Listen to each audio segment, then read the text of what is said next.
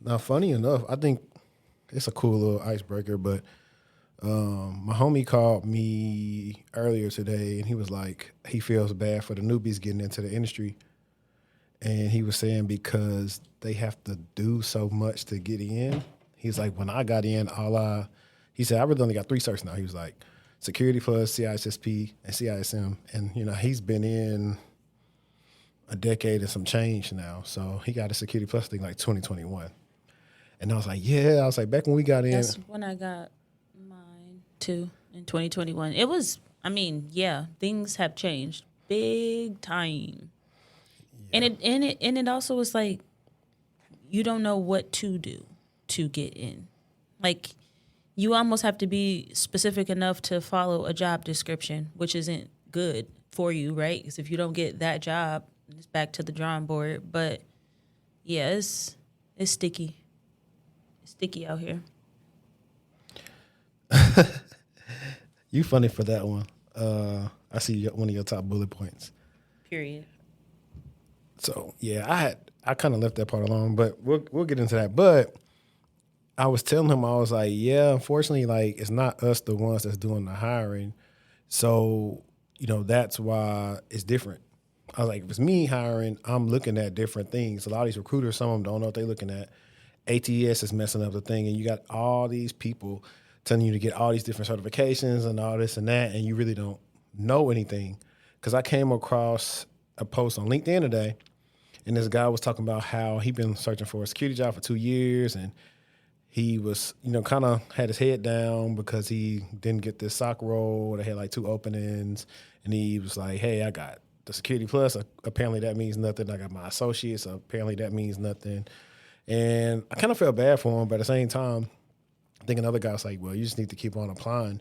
And I lost the post, but I want to apply, comment on there too, because I'm like, okay, well, if it's taking you 2 years, then there may be some issues with your skill set. Either interviewing or your resume. Both. There's a lot of contributing factors against you, which makes you have to make sure that you got all your ducks in a row. It's always the resume. If I show you right now, I already believe you. I'm in that Black IT group. Yeah. Honestly, I'm in it too. I be seeing their stuff. Man, a lot of people don't want to pay for help, and so they just want to get the advice of a lot of people who probably, it's like, you really cannot get any. If you had a navigational system, let's say you had Apple Maps, Google Maps, Waze, TomTom, all the others, we used to have. If all 5 of them are telling you to go somewhere, most of the time they may not be all telling you the same direction. Mm-hmm. But they still get you to the same destination. Could. Yeah. But it may take you longer. So the best one may be, prime example for us is, hey, take 380 to the tollway and take it to where we at now. Whereas somebody else, it told them, take Legacy all the way down, where they had to hit 1 million lights. So it took them 20 minutes longer to get here. And so that's what I'm saying, like, kind of that's how the advice got to be, like, based on your pace and what you are willing or not willing to do. Like, my guy was telling me the girl that he hired, she used to be an intern for him, and she has her master's, she had a blog, she had like 2 or 3 certs. He was like, man, she had to do a lot. And she's asking me, like, what I got. I was like, this is what I have. I didn't really have to do all that just because of the time that we got in. And I was also talking about how the days of them, I was like, it's not a lot of pure entry-level roles anymore. It's not, unless you're a recent grad, which is why I tell people, and that's just my personal opinion and my prerogative, that you should go to school so that you have an easier chance of getting in, because there are programs designed for recent grads. Whether you have a bachelor's, a master's, an MBA, a PhD, there are all these entry-level programs that could potentially align better. But the thing is that I would say is, before you even decide to do that, you need to already have like a running list of all these employers who have programs like that, so that you don't miss the opportunity. Because there's no point in you doing that and then you miss the opportunity because you weren't connected or you didn't know which employers had those type of programs. So that's why I say what I say. It's not for everybody though. It's absolutely not. But for me, that's the safest way to get the most bang for your buck. No, I agree. And I would say, like, he's a current client, but really a past client because I already helped him get an internship. But he's now just knocking them out because he's still in school, so he gets to take advantage of these. And that's an easy hit for you because one of the requirements is that most times is that you have another semester of school left. So if you in school, cool. Yeah. But the thing is, you have to graduate. You can't just be in school. You have to be about to graduate. Otherwise, it's a waste of your time. They're not going to give you that offer if it's contingent upon successfully completing, your academics. Yeah. And then my baby brother, he's starting to get interviews for internships as well. And I mean, we'll have the people in the comments. Like, if you listening right now or you watching right now, I know that you guys are against school, but Was there something on me? Oh, okay. I might have to start the pod with that. But listen, it's getting hard. You have all these people trying to sway you from not going to school, and then you will not be qualified for these roles that have to supersede and govern AI because you're not going to have the schooling to do it. Trust me, bait and switch. And every employer doesn't have programs that are targeted for recent grads, which is why it's important for you to start getting on LinkedIn and knowing who is doing what. So that, again, if you say, okay, next year this time I want to go to school, then this year you need to be figuring out which employers have those programs. You need to start connecting with those recruiters, people that graduated those programs, like all of that. Ask all of the questions so that you're putting yourself in a good position. And another thing is that those are the entry-level jobs. Like, they're for them. They're for recent grads or early in career. It's not a lot of early in career programs, but there are a lot of recent grad programs, I'll say. There are like some programs too if you're like transitioning over from maybe a non-tech related background. I think Google has one. I don't know the name of it, but I think Google has one where you can learn how to be like a PM or PJ or something like that. Yeah, Coursera, them got a lot of stuff they're working with Google on. And I don't know. I mean, like I said, it's interesting. Everyone has their own opinion. And I think this will be one of the ones that if we decide to do some more streaming, where we could, speaking of, matter of fact, you're watching this right now, if you're in the DFW area, unpaid producer internship, you want to come work with the show, holla at me. Send me an email. But I think that'll be a cool one to talk about because everybody's going to have their opinions. Everybody's absolutely can join. Going to have their opinion on it. But yeah, so, I mean, that's kind of like the beginning of this. We really going to get into some cool stuff. Discord had a breach. OpenAI copycat. Student loan forgiveness is back on. I meant to send that to you yesterday, the Discord one. Really? Yeah. I found some stuff like what's behind the layoffs. We got Meg suing Milagro. And a bunch of more stuff. But hold that thought. And if you're driving to work right now, listen to this. Fatal Beauty. RP Tate. Huh? What say your name was? Now this is the time to be around when Migos was out like this. I think I was in high school. Hannah Montana. I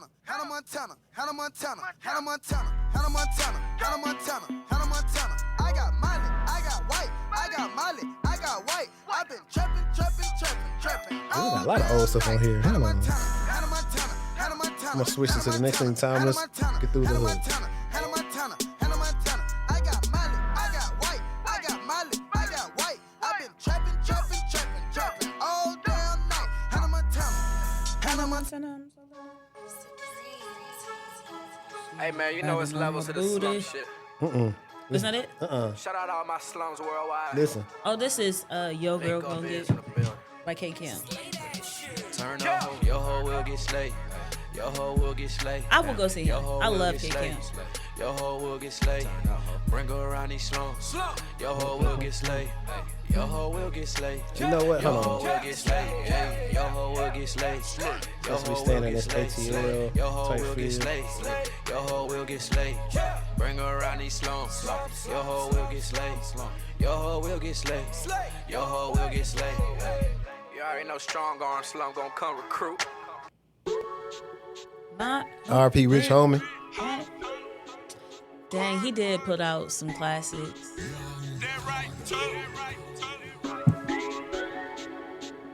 Think it's a game. My been hustling, trying to make him something. Ain't no telling he'll do for the paper. Ain't no telling. Souffle, I'm straight, I stay. My plate, shot day, I'm a smooth operator. I drop We need some DJ tags to hit after Do that. you know what pisses me off when people used to what was it? Hit a dab or what is it? The dab, beef? Oh, that used to me. Why? It just makes me so mad. It's so lame, Oh, I know especially if you something. don't do it right. And you remember like the videos of like the old man Yes. hitting the dab everywhere? That right, too.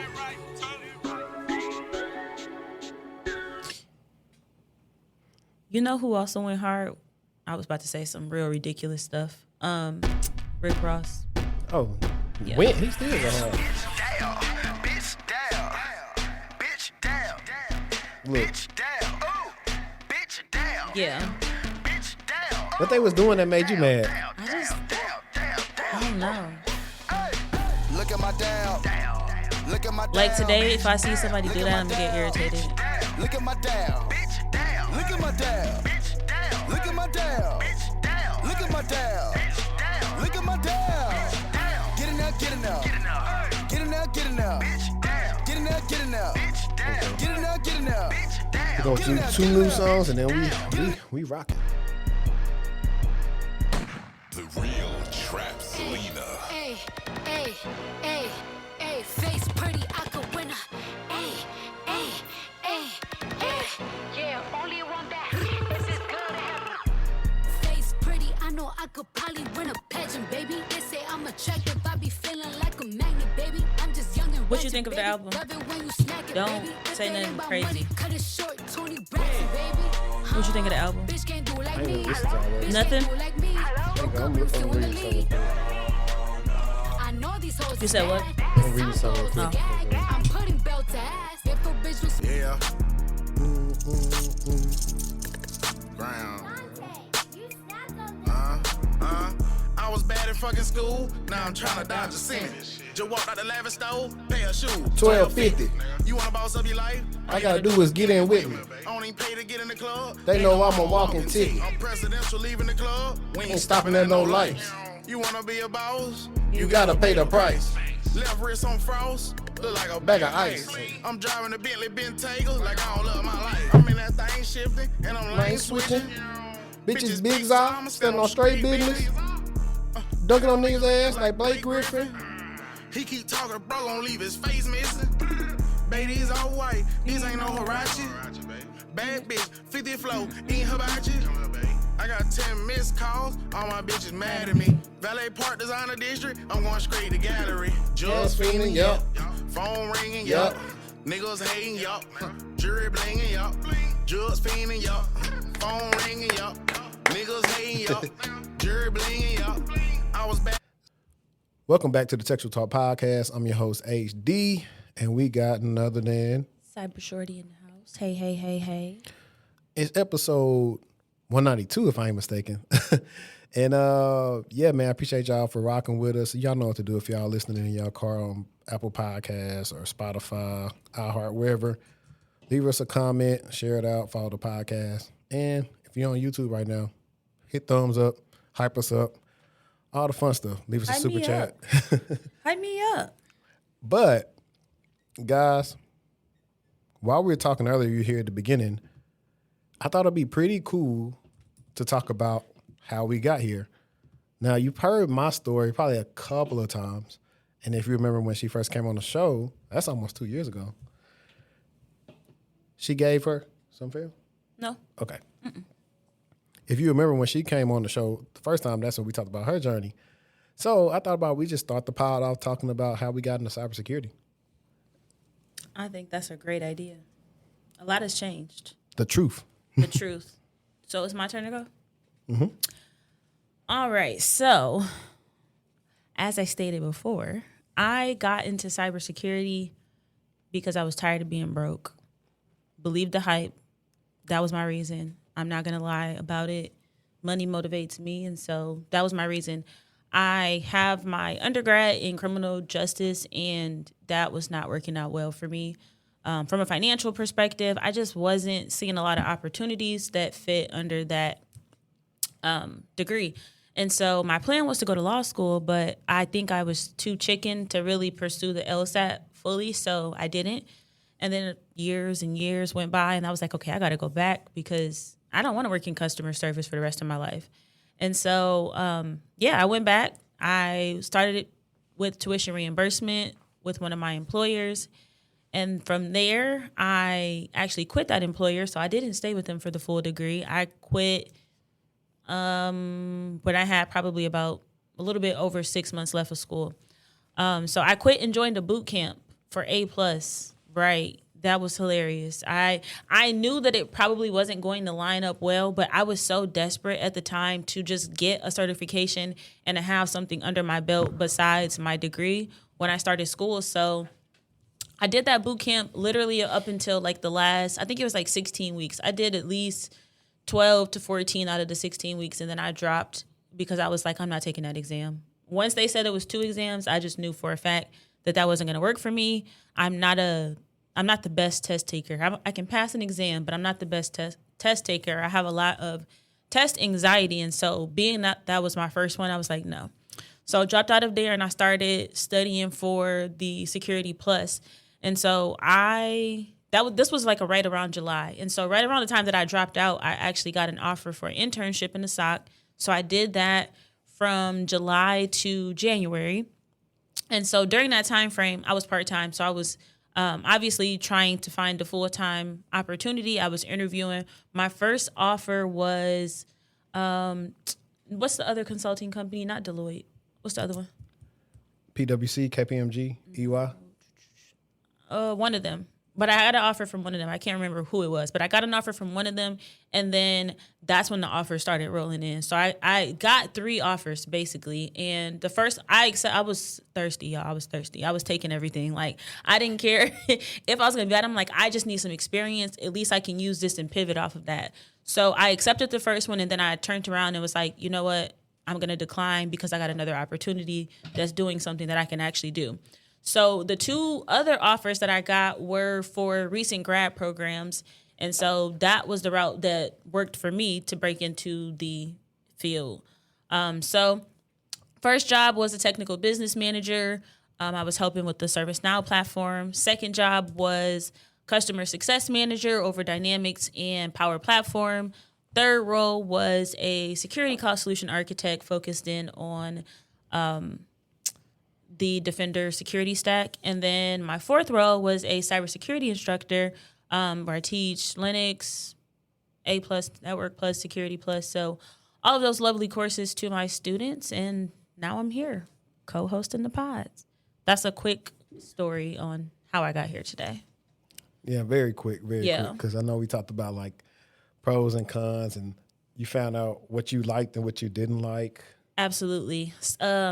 I did not like working in the SOC, specifically under vulnerability management. I feel like if I would have done a little bit more incident response, I would have been good. But oh my God, there's a lot of pressure working on the vulnerability management team that I don't think people understand, because you are responsible for patching and identifying and notifying the appropriate people when there is something going on in the environment that is a threat. And so I had anxiety every Tuesday. When it was Patch Tuesday, that's basically when Microsoft releases all of the updates and the patches that you need to make. And so I would just be super anxious going through our assets and just looking to see what we had, that I had to then go back and tell these people that you need to remediate this because of X, Y, and Z, and it needs to be done by this date. And then just communicating to people the vulnerability that the organization is under. It's also difficult as well. So people don't want to hear that they need to patch up all the cool things that they've built. They don't want to hear it. They don't want to hear that they need to get a new server. They don't want to do any of that for the most part. And so it was just really hard bridging that gap. There were a lot of cultural differences as well. So I knew for a fact I didn't want to do that. I knew for a fact I didn't want to do technical business management because I was bored to death. Change management was so good for me, and I got a lot of exposure and experience there. From like that perspective, I did get to see like this is how you successfully implement change in an org. But outside of that, absolutely not. I was not interested in that. I felt like an administrative assistant in a way. I didn't like that. And then customer success management, that was starting to get me more in a customer's face, having some of those strategic conversations. So I did appreciate that. And then switching over to the security side was just like the icing on top. I actually got to talk about things that I care about and things that I'm interested in. So it took me a couple of pivots to finally figure out what it is that I wanted to do. But I feel like I knew that coming out of school. Like I knew without a doubt, I had no idea what it was that I wanted to do because my classes were across the board and I was interested in a lot of stuff, but I just couldn't pinpoint what exactly. Like some people graduate and they're like, okay, this is what I want to do. I didn't know. So I was just accepting anything and getting my experience and moving on from it. Yeah, nah, for sure. I mean, people already know about me, like help desk, working in GovTech for 2 years and in Shreveport and moving to Dallas with the hopes of getting in security within a year, finally getting my first cybersecurity role at McAfee. And I'll say it again, this is like, I don't hear people talk about this a lot when it comes to getting into cybersecurity or whatever. Or let me backtrack it from cybersecurity, getting a job in general. When you typically know when you apply to jobs, they'll say, hey, do you want to be notified, like being our talent community and be notified we got stuff coming up or jobs coming up? Well, when it came to Intel, I clicked yes. And that's almost 10, really close to 10 years ago. That was in 2016 when I went to the event that Intel had in pretty much down the street on headquarters in Plano, Preston. And it's like, we're having like this hiring event. And so since they had that there, I left work at the time I was working at Addison. Clock it. Sometimes you got to do what you got to do. Sometimes you got to figure out how to pivot and move around because you blocking your blessing. In fact, I was dressed up good too, so nobody asked like where I was doing or where I was going. And I went. It wasn't a lot of people. Got to talk to the manager. He seen my face. Honestly, like the old school way is the best way. Wait, pause. Y'all peep this. He did not say it was a virtual interview. This was in person. Yeah, but you got to be built differently to interview in person. But it wasn't even an interview. It really was just hand your resume in and then they go review it. But you get to talk to people. Got you to make that first impression. Mm-hmm. But what benefited me was that Intel at this time was actually beginning to split and go Intel McAfee. And so previously Intel handled like all the SOC stuff like offshore with, I forgot where they were at. And so they need to spin up a new SOC. So I happened to have a good resume. I happened to have the experience that I had gained in the NOC over the last, 6-7 months.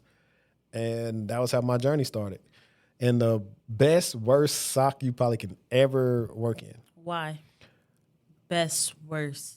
Maturity level, was negatives. They were low.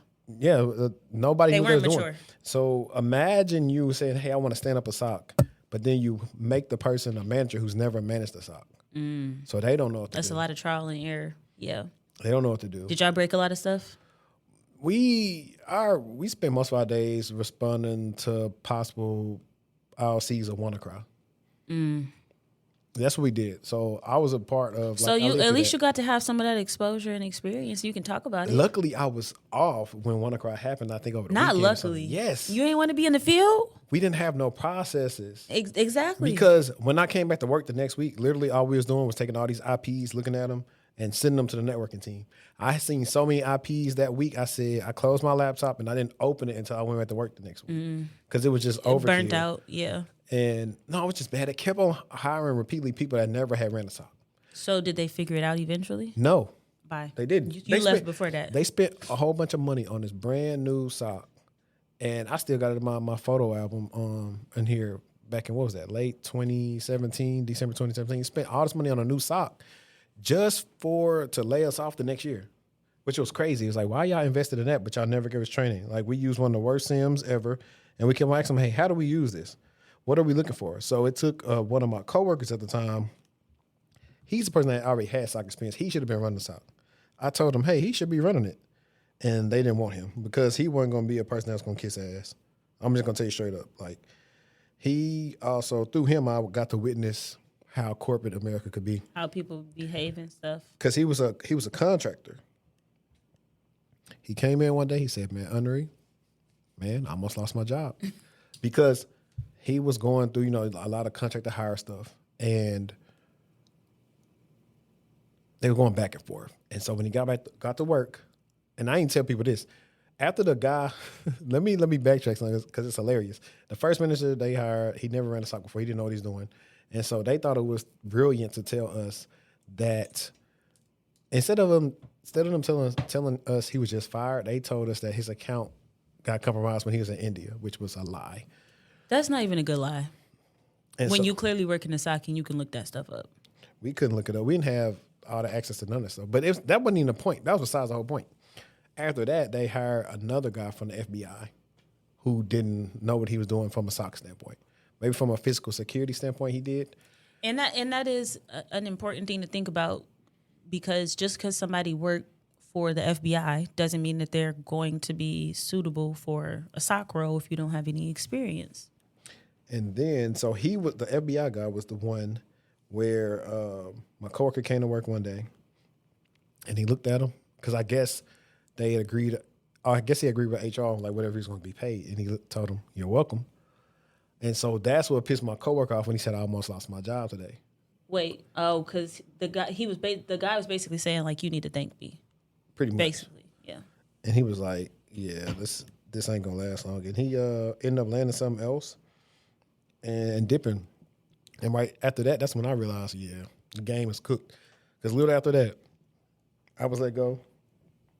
My other coworker was like, as I'm coming in, it's a movie. Like I would love to shoot a biopic about this particular day. As I'm walking in, my coworker's walking out with boxes, mouthing good luck to me. Like, no lie. And you probably like, what you mean good luck? I think I was even probably late or something that day too. So it was like one of them days where you felt like something was going to happen. And I went in there with HR and, they was like, is this good? And I should have, knowing what I know now, I should have said, I want a 6-month severance. Should have negotiated. Because they were negotiating. They weren't like just saying, take it or leave it. And so that's what I should have did. But I was young and I was just under the mindset like, I'll find something. It shouldn't be so hard. It wasn't that hard back then. No, it was. Back then? Mm-hmm. Why? Do you think? It was a lot. Compared to today? It was a lot. One, because I felt like they didn't want to pay me what I wanted to be paid. I had all these different interviews. I had a lot of people that didn't look like me interviewing me. So back then, these was a lot of in-person things where I felt like, okay, y'all just brought me up here to say y'all interviewed me because you knew what my experience was from the screening call. Why would you get to the end and say we want somebody more experienced when you knew what my experience was? Yeah. When you had it available to you, basically, ahead of time. Texas Instruments ran me around for the loop saying, oh, you got the job just for them to start ghosting me. Well, once it was for Texas Instruments, but it was through this company called Talent 101. But I dodged the bullet because when I started working at Optiv, one of my teammates came from Texas Instruments and said, yeah, you dodged the bullet. They hired a woman that didn't know what she was doing. Mm. And I was just like, that's why in the macro aspect of things, if you take a step back, it don't be as bad as it feels in a moment. But in that moment, it felt bad. Because I made the video. I might try to put it here, or gosh, I can go search for it. It's like 100 jobs told me no. And really, it was more than 100 companies. But I still got the spreadsheet and everything in my documents.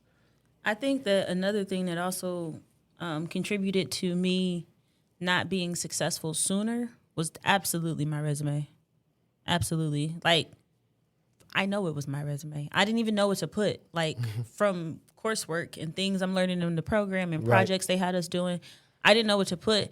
And so what I started doing was using the description on the syllabus. Got smart. Now, see, ChatGPT went out back then. So you had to figure out that wording on your own. But I took all of the objectives basically from whatever the project was that they gave us, and I was like, that's what I did, because that was what I did. That's what they said the objective was. I achieved it. I got an A, moved forward. So I feel like you also have to be very intentional. You have to be very intentional if you're going to go the school route and use that as your way to leverage yourself into the industry. You have to be mindful of what you're doing, not just from I use Active Directory or, I use Wireshark, like, cool beans, but what did you do with those tools? How can you explain that out to yourself so that you can explain it then in an interview?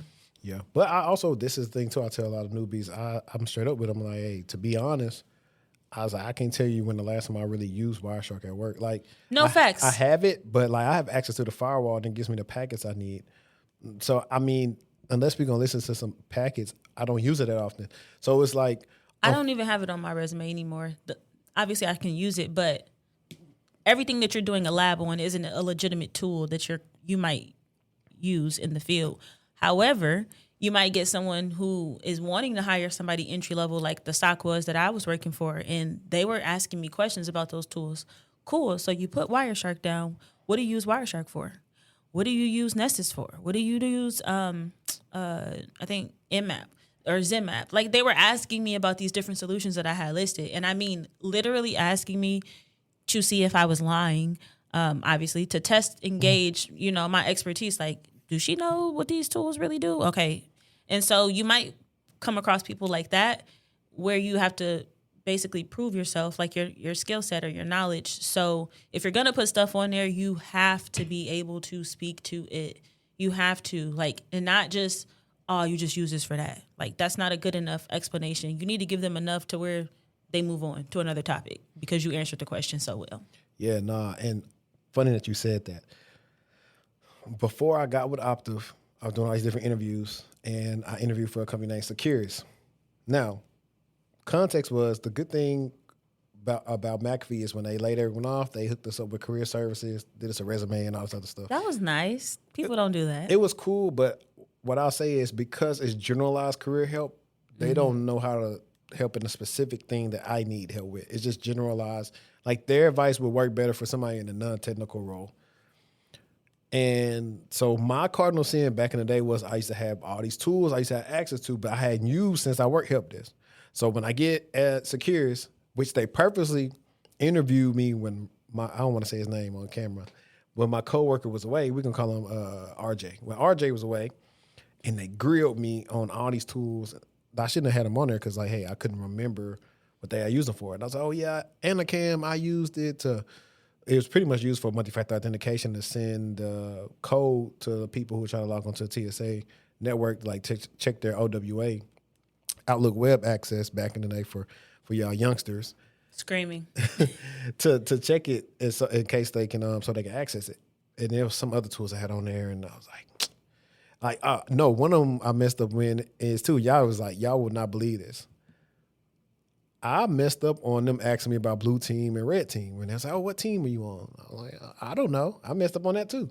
I mean, it's better for you to say you don't know than for you to lie and try to make some.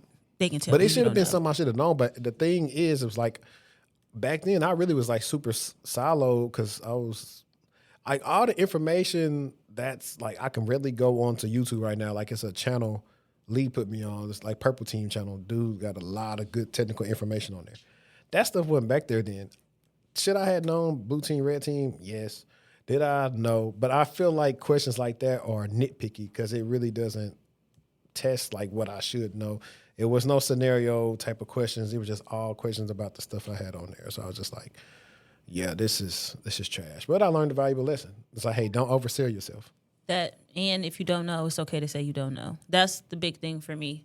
Because I didn't know the answer to 100% of the things that they were asking me, but I would say about 95 to 97% I did, and I was able to speak on it. And I also went over those projects that I knew that they were going to be asking me about because they were listed. So I went back to the paper or whatever it was that the project was, and I looked at, okay, what did you do so that you can explain it to them? So you have to prepare yourself well for interviews.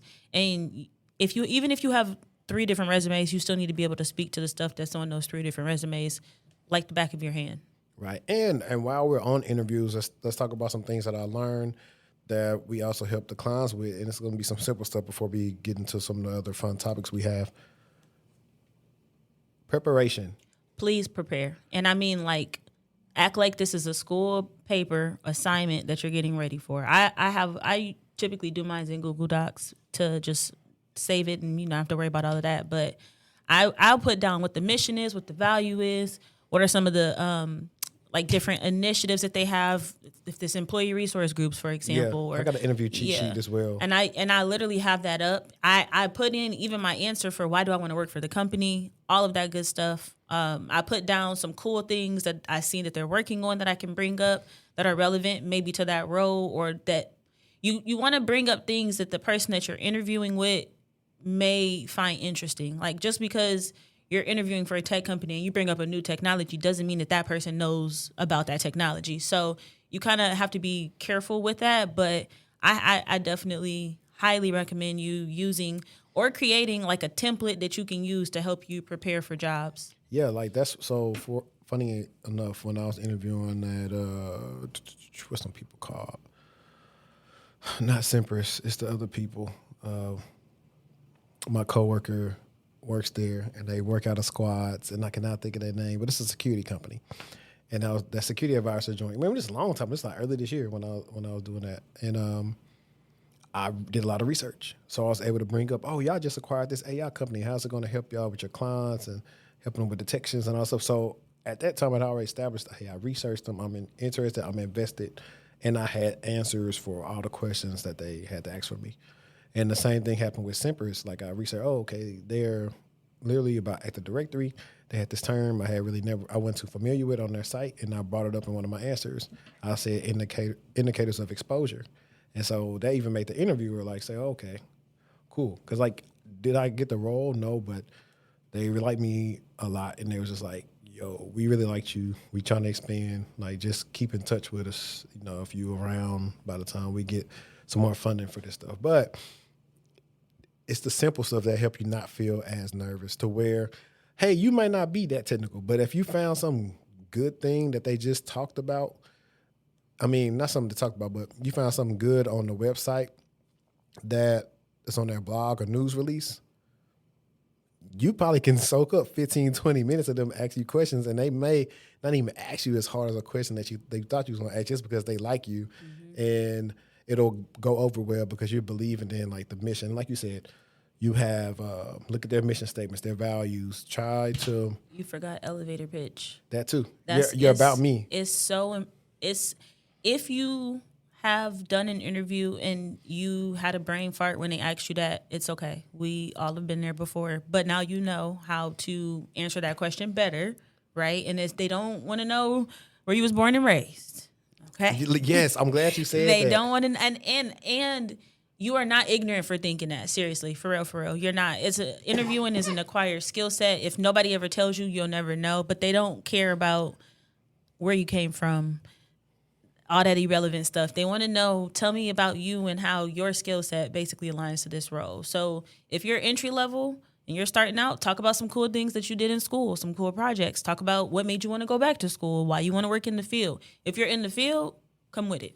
Yeah, and I'll say you can also, what I try to tell people is to try to be solutions-based in the interview. And so one of the ways you can set yourself up for success is doing the initial screening, kind of get all the information you can get from the recruiter based on what's been given to them by the hiring manager, problems, tool stack, all these different things. So you can just start writing things down of problems they may be facing and having your good questions down to ask them, because it's a two-way conversation. And so if you ask them, hey, what are some of the things that they're not necessarily problems, but some initiatives or something that I could work on if I'm selected for this role, they may say something that you've already did in the past role, and you can highlight it. Yeah. And even just asking a good question. Like, don't ask those, I don't even have an example, but don't ask those boring questions that everybody else is asking, right? The easy ones that you can find on any website when it comes to interview follow-up questions, but definitely make it specific to that role and that purpose. And I also think it's important for you to be able to illustrate your impact on your resume. And I'm still working on that myself. But you have to think much bigger than yourself, maybe even bigger than your role, your team, your org. What is the bigger impact that you all are driving to think and be able to illustrate? Because I see a lot of the times, even when I'm helping like family and stuff with their resume, they're just putting down the job description in terms of things they did, right? And that's not telling how you had any impact, right? Just like, for example, if you worked at Foot Locker, right, and you put on your resume, went and got shoes and took them to customers. Well, that's just the job description, right? That's what you're supposed to do. Did you have highest sales this month or that month? So those are the things that you have to start thinking about. Did you mitigate supply chain issues? Exactly. Did you stop, what's they call the people that be stealing? Asset protection. Yes. You know, like, what's your stats? Like, you have to think about things from a larger perspective than just yourself. And that's easier said than done. It is extremely easier said than done. Like, it's an acquired skill set. It's a muscle that you got to learn how to work. Yeah. Funny that you said elevator pitch, because it reminded me the other day I talked to a recruiter, And I really was BSing it, not BSing it, but in a sense like a lot of times if I have enough time, I may figure out what I want to say that's relevant to their role. And I was answering, I was like in the parking lot of Papados waiting to pick up my food, and I was answering it. And she was like, "You must have been laid off before. That was good." I was like, because I'll be turning the switch on when I be talking to these people, man, and just giving them what they want to hear. Like they ask you, hey, if they ask you why you want to leave, just say you're looking for either better career opportunities or a role that lines up better with your career goals. Like, just keep it simple. Better opportunity is my favorite. Every place, better opportunity. Period. You better off just because saying that can mean a lot of different things. Facts. Yeah. But I think the last thing I'll say about the whole resume and how we got here situation is if you have a community, even if it's just 2 or 3 of y'all can share resumes, right? And look and be like, what you think of this? How can I make this better? Like, I'm not saying that these people are resume gurus, but if between the 3 of y'all, somebody has a stronger resume.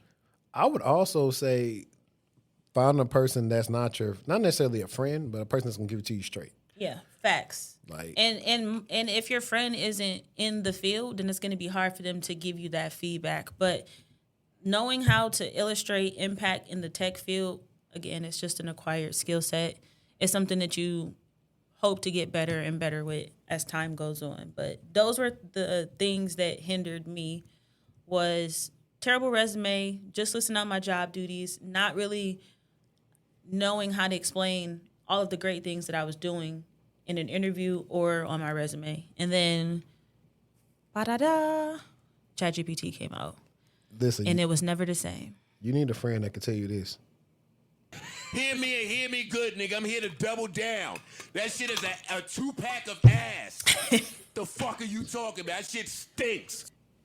I'm calling my man back. Fuck y'all. That's what you need. You need somebody that can tell you that about your resume, and you're not getting your feelings about it. You can't get in your feelings about it. Do you want to get better or not? Man, listen, I can go on and on about. I had a freaking pie chart on my resume. Come on, man. Don't eat me up. Like, I literally had a pie chart on my resume, but But you're showing proportions? I was showing, like, where a lot of my skill set was. Those kind of things work better in, like, those artistic type of jobs. I was going to say the same thing. Or even if it was me actually giving my resume to someone in person, like, as a cover letter situation, but I'm going to have to find it so I can show you what it looked like, because I still have a copy of every resume somewhere. Like, every year, I have a copy. So we should probably... I have a video where I said, hey, don't do this. So I reviewed, like, all my old resumes up to a certain point. And it's always fun to go back and look. Because you can directly see why you weren't getting called back. And that can absolutely... I would have never called me back either. I was just regurgitating. I was literally going to my job description and then copying and pasting what was there. Facts. Now... I think one of the biggest ones that came out this week was the Discord breach. Tell us about it. Let's see. Was it yesterday? Or did I just see it yesterday? I think, I don't know if it was yesterday, but it was posted yesterday. So the Discord breach affects at least 70,000 users. Oof. Discord disclosed on Wednesday that around 70,000 users may have had sensitive data like their government ID photos exposed after hackers breached the third-party vendor that the platform uses for age-related appeals. Interested that that's the age-related appeals thing. A Discord user would make an age-related appeal if the platform suspects they may be underage, or if they live somewhere that requires identity verification for platforms access. In those cases, users are asked to send a selfie holding their government ID and Discord username to the platform's trust and safety ID. Interesting. Discord said it had contacted the affected users who exposed data may also include the IP addresses, which can reveal the general area where a user lives. According to the news site 404 Media, this data breach may be larger than Discord has reported so far. The hackers claim that they stole 1.5 terabytes worth of data, which could encompass much more than 70,000 images. A Discord spokesperson told The Verge that these claims are incorrect and part of an attempt to extort a payment. The breach of Discord users' data illustrates the concerns that digital rights activists have expressed over the use of age checks as a means of making the internet safer. Let's see. So I'm almost done. So Age verification laws, which require users to upload sensitive information like their government IDs exposing this breach, have been enacted in about half the U.S. states, usually for websites that host Corn. Cornhub, one of the most popular adult video sites, has blocked traffic from these states altogether to avoid enforcing age checks. The UK's Online Safety Act, which went into effect in July, requires a broader range of platforms to verify users' ages, including YouTube, Spotify, Google, X, and Reddit. Yeah, it's always third party. Do we think that the future will be? My thing is this: how are we making that a requirement when we don't have a requirement in place to secure that type of data in specific? Like, we know things that you can put into place, but there's no standard to say, "Oh, well, I lied." I got an easy Are we use talking case. about IDs? Yeah. Just IDs? And because age verification, pretty much. But I got an easier use case. What? You know how we use these different sites like a Plaid or whatever to connect your bank account to something else? You can do the same thing. Get access to all 50 states. What if you can't do it unless you got a bank account? True. But, hey, that would just be, hey, you cannot use this unless you don't have a bank account. I'm sorry. I actually prefer when you're able to link and sync things up that way, where I don't got to type in my all of that foolishness. Yeah, so that's what I'm saying. Hey, connect to all 50 DMV's databases. They're going to have to spend that money, though. That's fine. They don't want to. You'll have to either be put on the end user, the DMV, whoever they want to do because it's not just for Discord. It could be for everything. No, facts. Because you have your PIN. Agreed. You have your PIN. You put your PIN and password in. Hey, this is your DMV username log on. Do you want to share your whatever digital ID information with them? I like that idea. But they don't have no money or the technology. They have the money. They got the technology. They just don't want to. Everybody, like, it's not, I mean, with as much as they talk about AI, this shouldn't be so hard to do. Agreed. What is it? OTR? OCR. Optical character. What you talking about, Willis? Resolution. Where they use AI to pull, like, content from whatever it is, like a doc or a picture. I don't know. You might have to look that up. I think it is OCR. Let me see. OCR, optical character recognition, as text recognition or text extraction. So allowing you to extract printed or handwritten text from images such as pictures. Hold on. Such as pictures. I just lost where I was at.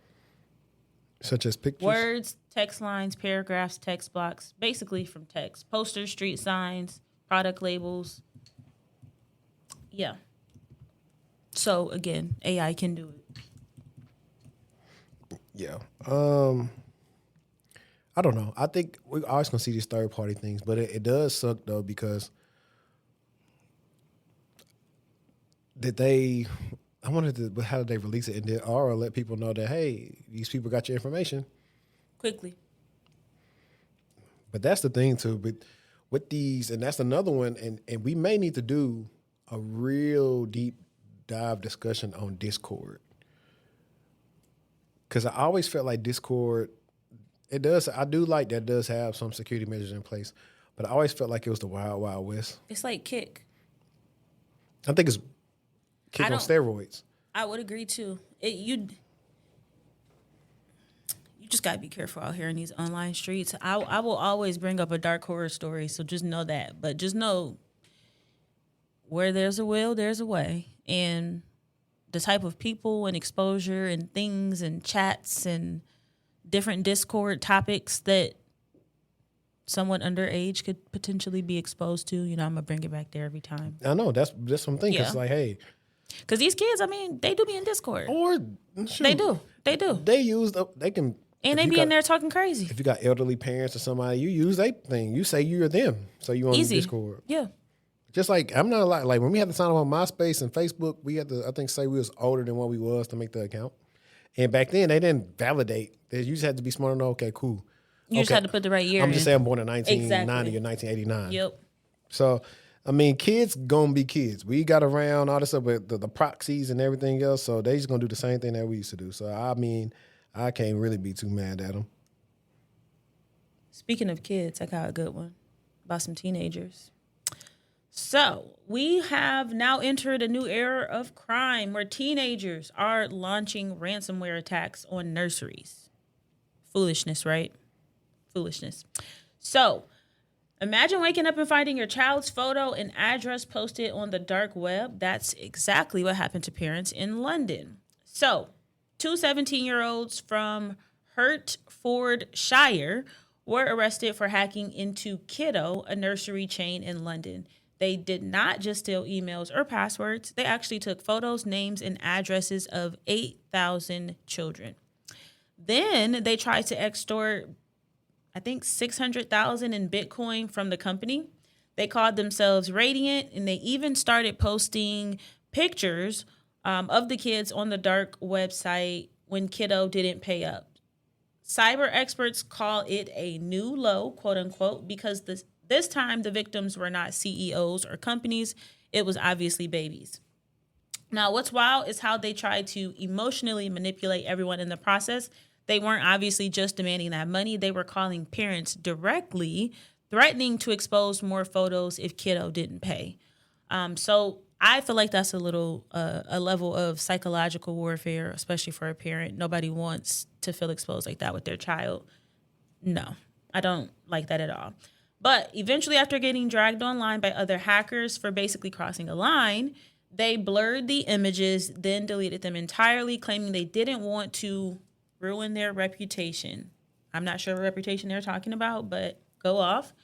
The attack exposes 2 huge trends in cyber right now. One, teenagers, young attackers. They are smart, they're tech savvy, and reckless. So with all of that coupled together, trying to get into cybercrime, a lot of them may be seeing ransomware as a game or a hustle, not an actual federal offense. And number 2, emotional extortion. So not just locking files anymore, looking for feelings, trying to use fear, shame, or panic as leverage. So clearly, if a nursery can get hit, nobody's safe. Every business, even one that deals with kids, needs to make sure that they're taking data protection seriously, because hackers don't care about your size. They care about your vulnerability. So, yes. Yeah, that's one I got to tell Jeree about. She all in the cyber psychology. She talks about these things that people believe are innocent that they're posting. And I actually saw that post too, especially like when kids are going back to school. So now somebody can just go up there and steal your kid if the school security ain't tight. I will give schools better. I'll say they have gotten a lot more stricter in light of all of the shootings, the school shootings and stuff. Because at my school, when I was, obviously a long time ago, when I was in elementary school, you could, parents could come up and have lunch, breakfast with their kids. There was more freedom to roam around the school. And then I want to say by the time I finished, you had to be buzzed in. You couldn't even get in the door.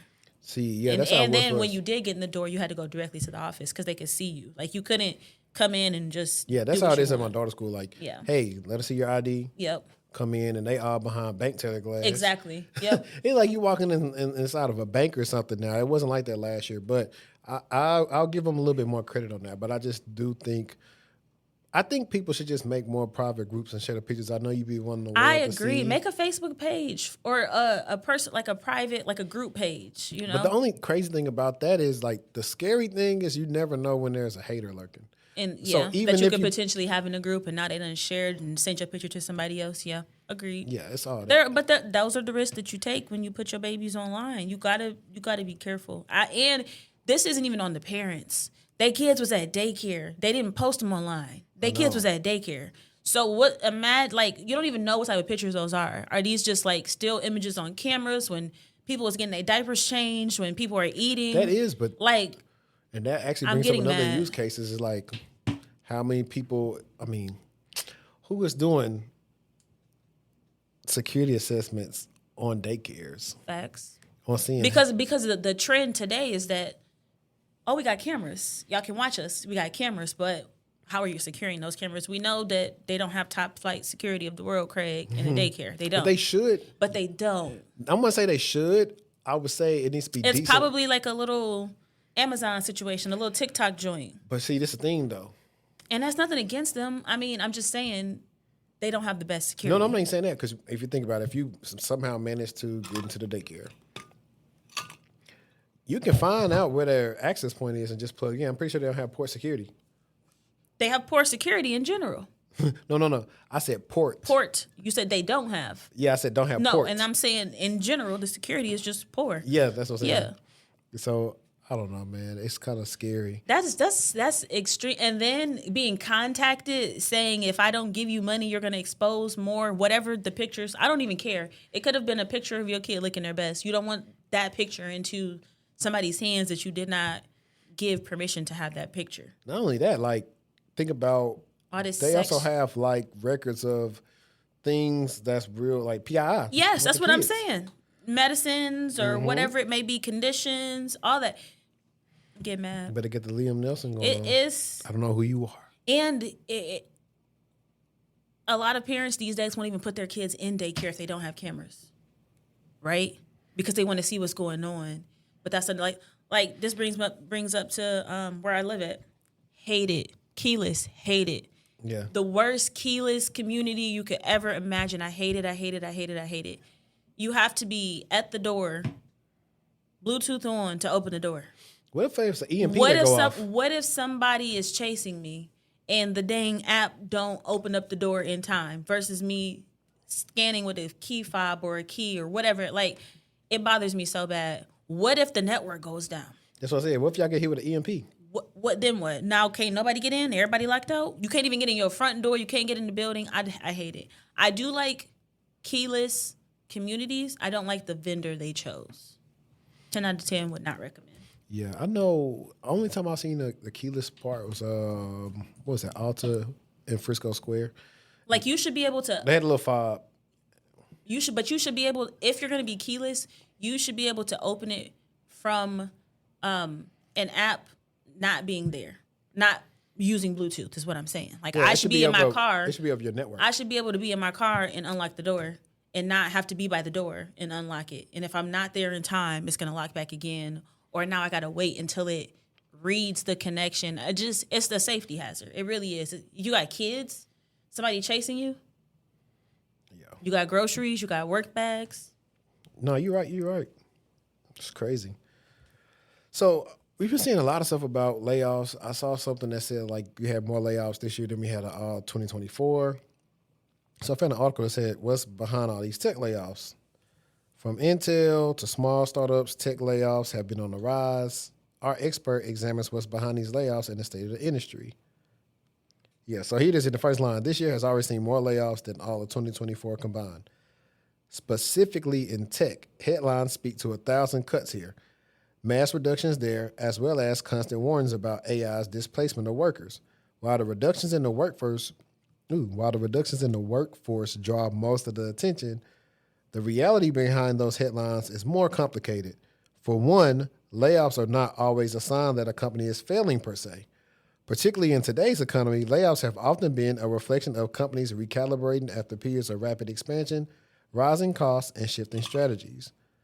And yeah, I'm glad that said that because there's a video I came across on YouTube, and the guy, it's like, I gotta find it.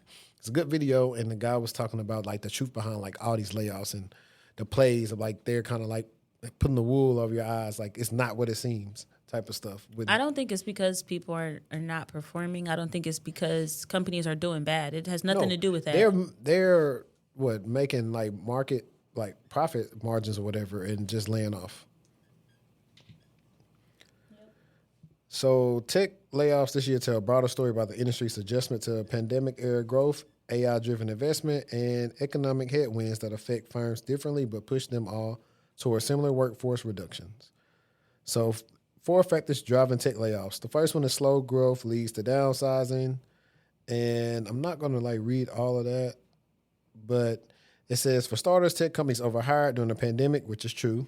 Firms ramped up hiring to capture demand from remote work, e-commerce, and digital transformation in some cases. They were hoarding workers, facts, to keep top talent away from competitors in anticipation of a rebounding economy that never fully saw the light of day. That's facts. There are videos, if you type in there right now, people who are working at the FANG companies that said, hey, I was here and I wasn't doing no work. they literally hired us so Netflix wouldn't hire us, so Meta wouldn't hire us, or so Amazon would hire us. And didn't take advantage of it. They couldn't. Some of them, it was like their first jobs. Think about how many people's first jobs were in some of those famed companies in 2021. Yep. The AI-centric reshuffle. AI may not be taking jobs, but it does play a role in the story. For now, most tech workers aren't being directly pushed out by AI tools. Instead, companies are cutting costs to free up billions for AI infrastructure and research. Bada boom, bada bam. That is the truth. That harkens back to what we talked about last week. Yeah. Some of the largest firms, including Intel, Salesforce, and Big M, have made significant layoffs as part of their efforts to invest in AI. However, this transition has been messier than anticipated given the large energy expenditure and expense that comes along with the generative models and massive new data centers. Adoption of AI tools have been uneven, with many workers using them as supplements and companies struggling to identify ways AI can be integrated into workflows at scale, which is facts. Yep. Like a lot of companies are trying to keep up, but they don't know what they're trying to keep up with. I was just about to say the same thing. A lot of people are proactively, to me, laying people off, saying they're going to do this with AI, but they don't even really know what they want to do with AI. They don't have people who are trained to do said thing with AI. And on top of that, running AI in your environment, big or small, it still costs a lot of money. Yep. Some companies have also found that breaking up with their employees for their AI fling was not the best business decision. After observing declines in AI, agent customer service quality, and bad implementation, firms reshaping their workforce this year has been less about automation, eliminating jobs, and more about companies reallocating budgets and gearing up for what they see as the next era of growth. Facts. I hate the AI customer service people. They trash. And this one is another unreported aspect of the layoffs puzzle with skills. Firms are cutting headcount while also reshaping their workforce. Employees with outdated or less proficient skills are often first to go. With AI advancing, it is not always clear which new roles will be in demand, but some trends are obvious. Routine administrative tasks are the easiest to automate and are quickly disappearing. I agree with that. In addition, retraining is time-consuming and expensive, and many firms favor employing new talent with the expertise they need at the current moment. Global sources of recruitment, including H-1B visa programs, can often provide high-demand, specialized skills at a lower cost than retraining domestic staff, which I don't really agree with. It was a guy in the comments from the podcast last week, and he was talking about how he knows he's training his replacements. And these people obviously lied on their resumes because he said they don't know what they're doing. And these are I guess they're like offshore people. Mm. And then the last one is economic pressures. Beyond company level decisions, macroeconomic forces are at play. Inflation has been chipping away at salary budgets and investments all year. Employees have been settling into their roles and prioritizing internal mobility rather than job hopping. However, higher input costs for companies squeeze margins and payroll is one of the most flexible expenses to cut. The ebbs and flows of the job market has put all employees on guard despite their foolproof strategies. In a higher interest rate environment, borrowing is more expensive, which slows down expansion plans and forces companies to get creative on how to get more out of their workforce to remain profitable, even if that means trimming the edges. Investors who were once willing to fund growth at all costs are now demanding more disciplined spending. That was a good read. Yeah, so that's, to sum it up. I think it's more, too. We can throw a couple other things in there as well. It's a lot of things that are going on that are causing the layoffs. And I think that this is the new climate that we're living in. I think the AI boom is going to peak, and then they're going to have to bring some people. Like for certain companies, like we talked about before. For sure. Absolutely. For certain companies. And then you have the people who are still going to continue to try to figure it out. I think, if anything, you should have AI. If you want to have AI in your company, if anything, you should be thinking about user productivity. First thing first. Before we start talking about and building other stuff, are your users able to be as productive as they can? Nah, facts. And then I say that also because of the administration. Based on, everybody don't like what they do, but they are making it harder for them to hire people from overseas at cheaper costs. Did you see how much they was saying that the visa was going to cost? $100,000, I believe. Yeah, because you could just pay. Do you know how talented you about to have to be to get that now? I don't think so. I think you might as well just hire the person at $80,000 for it versus trying to bring in the person for the lower pay. But I will. The workers will finally probably start to get that pay that they deserve, quote unquote, deserve if they're skilled. Yeah. I agree. All right, you ready to talk about Miss Stallion? Yeah, go ahead. All right, so I have the forensics behind Megan and Milagro. So let's talk about this from a forensic perspective. So if you've been seeing Megan Thee Stallion and the blogger Milagro Cooper, aka Mob's World, pop up in your feed, this is not just internet beef. It's actually legal. Megan is suing her for defamation, harassment, and cyber stalking. Now, the backstory is what matters. So Megan and her team is saying that Milagro has been running a smear campaign since the Tory Lane trial. So she's saying that they've been spreading lies, they've been boosting conspiracy theories, and there was a deepfake video that used AI, to make it look like Megan was in a sex tape. So with that false sex tape video made with AI, Milagro liked it publicly, and then I guess she told her followers to go look at it. Like, I don't know what she was thinking about that, but where it started to get spicy was when you're being sued, right? Or even when a lawsuit is about to drop, they tell you that you need to preserve your evidence. And guess what? That's not what happened. She was deleting text. She was clearing her DMs. She tried to pull all of that, and she got caught, basically. So Megan's team sent her a preservation letter basically saying, hold on to all of your messages, especially anything with Tory Lanez or his daddy, Sonstar Peterson. Instead of preserving it, she allegedly did the exact opposite. So the court brought in a forensic firm, FTI Consulting, who used Celebrite to image her phone. I actually used that when I was in digital forensics. Popular tool. So if you don't know, Celebrite is a government level technology that recovers deleted messages, timestamps, app data, basically everything that you thought was gone. And what they found out was that over 2,300 deleted messages were found from just 1 week, the same week that she was told not to delete anything. Her entire WhatsApp history was wiped clean, and all of the missing messages lined up perfectly with texts from Tori's dad. So on December 22nd, 2022, she texted Tory and his dad, and then right after those convos, hundreds of messages basically were showing as vanished from the digital forensic expert perspective. And then again on October 30th and November 6th, his dad texted her and said, call me, and boom, they noticed more gaps, more deleted messages there.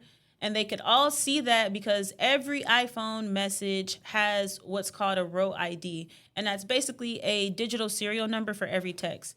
So when there's a gap in that sequence, obviously it's going to illustrate that something's been deleted. So when they saw those missing row IDs, thousands of them, it told them that those messages were intentionally being removed. So they also found some screenshots in her recently deleted folder showing a chat with his dad waiting to be permanently erased. I think it's after like 30 days.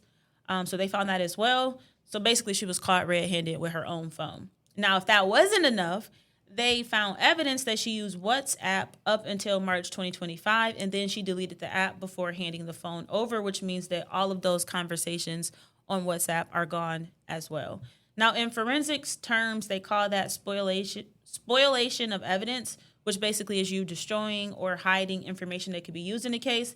And the judge basically said that she acted in bad faith, meaning that it wasn't a mistake, it wasn't an accident, it was actually something that she did deliberately.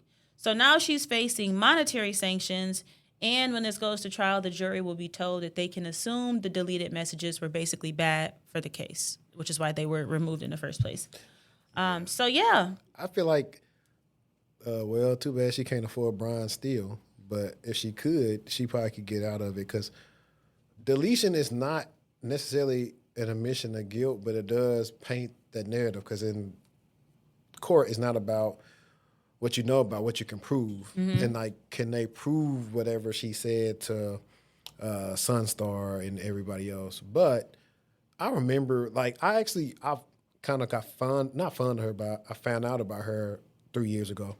And I remember the incident with the AI thing. And I think what happens a lot of times too is people are ignorant of their followings. That's what it was. It wasn't that she just liked it. I think it was the fact that she liked it, and she told her I remember supporters to go, going to that stream though. Yeah. What I remember from what she said, it was like, y'all tell me what y'all think about this. But I don't really think that was necessarily done in the most malicious way because she makes her money off of that type of content. Yeah. But I think what happens is based on her content, and that's how people could take it as. Because afterwards, like when they found out, like, oh, this is not real, which is, to me, it's kind of easy to see when something's AI. But we have trained eyes, and she doesn't. I think that's where like she messed up at. It's a couple of things I think that she messed up at, but it's hilarious. And now when you was talking about this, when was that? When I was in Shreveport, July, I believe. I think I was in Shreveport either in July or August, and I was listening to a deposition because they tried to rope in academics with like one of Meg's. I do remember. Yep. When I tell you, act wipe the floor with the lady, like literally, because they don't have anything on them. Like he don't take anything from nobody, so they can't never say that somebody pays you to do something or whatever. So his stuff is always more like music based on people from actual labels and not personal like relationships. But it was hilarious. Like she was getting so frustrated because she was trying to corner him. He's like, "You can't do this to me," because I think and this is not really about act, but he was like, "Hey, people, I want y'all to know I did go to Rutgers. Like I'm not like a stupid guy." And so and this is the things now where people are just like, hey, you need to know how this works. And how can you, for who don't know, there's a recently deleted tab to delete it. But my thing is, I feel like it was a master class on digital forensics because to someone who doesn't know, you thought you deleted it and there's no way that they can recover it. And I feel like I said this a while back, but anything that you do leaves a trail. No, opening the message, open up the camera, it doesn't matter. All of that has an audit trail. And with the right tool, clearly you can see thousands of rows are missing and it's hard to sell the story at that point. So I thought it was interesting and a cool case to highlight from a digital forensic perspective in terms of you thinking you deleted something and then you find out that there could potentially be more to the story. And then why did you delete it? Yeah, nah, for sure. And I also want to know, do you think Apple was going to play ball if they need to subpoena stuff from iCloud servers? Nope. So that's like... Especially not in this case. Because what was the bigger case? That it was it was a shooting or something. Like I can't remember. But yeah, you're right. Like they are about the privacy. But that's like a rock in the slippery, like rocking between the hard place when you think about it. I honestly, if you want me to be totally honest about this, it's similar, it's akin to Tasha K versus Cardi B. Cardi B knew she had more money than Tasha K, so I got all day to play with you because you play with me. That's literally kind of what it is. And it, I'm not finna make this a whole what happened in the forensics, but the forensics of the main case don't line up. So that's why there's so much. That's the reason why like this situation is happening right now is so much controversy of like nobody really knows what happens because of chain of custody was not done the correct way that night. I don't think that people think about social media and all of these digital footprints and things that, people aren't thinking about it. They're just living their everyday life. But in cases like this, especially when there's a conflict, a heated exchange, especially in the world that we live in today, you have to be careful about the things that you say and do, especially if you have all of these people, around you, because celebrities are suing people for defamation. And more now than ever before. And I'm glad, well, not glad, but since we're talking about one of the things you talked about with Meg was the AI video. And also I want to say, I think she's full of it because I think her and Clay's relationship is too performative. Anytime in real life I've seen people that's actually like together for real, not trying to look good to everybody else, they ain't post every day to show, oh, I'm making you fish or spaghetti or this. Like, they didn't post that. So, I ain't jacking that. Ah, shoot. What were you about to say?